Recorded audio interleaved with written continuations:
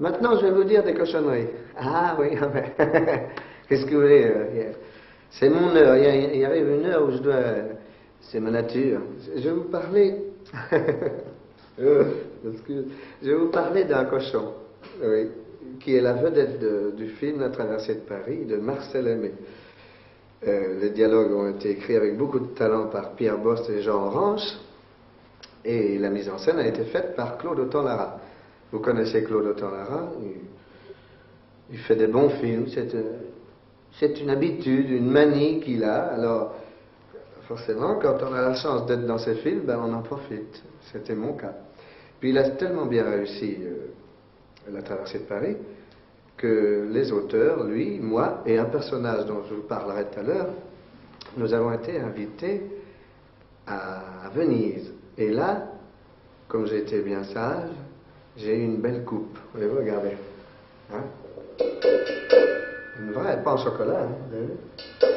Et à la suite de ça, il y a un journaliste, plus fantaisiste que les autres, vous savez, un journaliste qui aime sans doute les titres qui choquent, m'a fait la blague de dire que j'étais l'acteur, le plus grand acteur du monde. Pensez. Quand je me suis réveillé un matin que j'ai vu ça, je me suis dit, ça va pas être fini, les copains vont faire quelques blagues. Et ça n'a pas manqué. Le téléphone a sonné, et j'entends une voix qui me fait, au lieu de me dire bonjour André, j'entends une voix qui me fait, je voudrais parler au plus grand acteur du monde. Alors moi, je suis obligé de répondre, c'est moi. J'entends la voix qui me fait, t'as pas honte? Non, je vais t'en foutre, moi, tiens. Ou alors, les plaisanteries continuent dans le studio ou dans la rue. Il m'arrive de faire des plaisanteries qui pèsent 100 kilos, comme par exemple, comment vas-tu haut de poil et toi la matelas? Alors les copains, au lieu de rire, ils font, bravo mon vieux, bravo. C'est bien pour le plus grand acteur du monde, vraiment. Tu te déclasses, tu ne pourras pas tenir. Et ça continue, ça continue. Alors moi, quand je suis à court d'arguments, je leur réponds finement, le plus grand acteur du monde, ben, il vous dit, alors ils font, oh là là, il est grossier maintenant, oh là là, non, non, mon vieux, marche plus loin sur le trottoir à l'avant, nous on ne veut pas rester avec toi, ça nous gêne. Et ça fait 6 mois que ça dure. Enfin, l'année prochaine, ce sera le tour d'un autre. Et maintenant, je vais vous parler du personnage dont je voulais vous parler tout à l'heure. C'est un nouveau dans le cinéma qui, je crois, réussira. Oui, oui. Ah, c'est mon avis. Il s'appelle Jean Gabin. Voyez-vous? Il n'est pas dans mon cœur. Il est dans mon cœur, mais il est dans ma coupe en même temps. Voyez-vous? Regardez. Hein?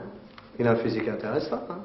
Gabin. G-A-B-I-N. Retenez bien ce nom. Regardez-moi ce faciès. Ah, mais il ne me ressemble pas, mais il ne pourrait pas chanter les crayons ni la bicyclette, mais eh bien, je me permets de faire cette plaisanterie parce que je sais que Jean regarde la télévision, alors peut-être que ça va le faire rire. Enfin, je ne vous ai pas parlé de Gabin pour vous dire toutes ces bêtises, mais pour vous raconter une chose sympathique. L'année dernière, quand Claude Autant-Lara préparait son film, il m'avait contacté pour le rôle de Martin, et ils étaient heureux, je me disais, pourvu que ça marche, pourvu que tout le monde veuille bien de moi.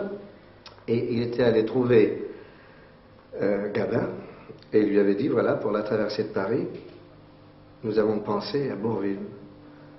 Et Gabin a répondu tout de suite, ben, si j'ai Bourvil pour jouer avec moi, je signe tout de suite. C'était gentil, ça.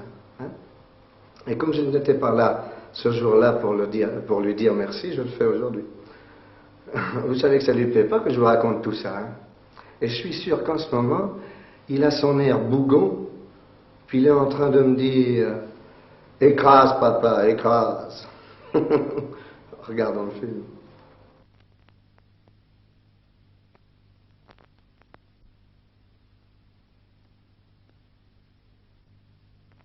Comme je viens du musical, j'aurais voulu terminer avec une chanson, parce que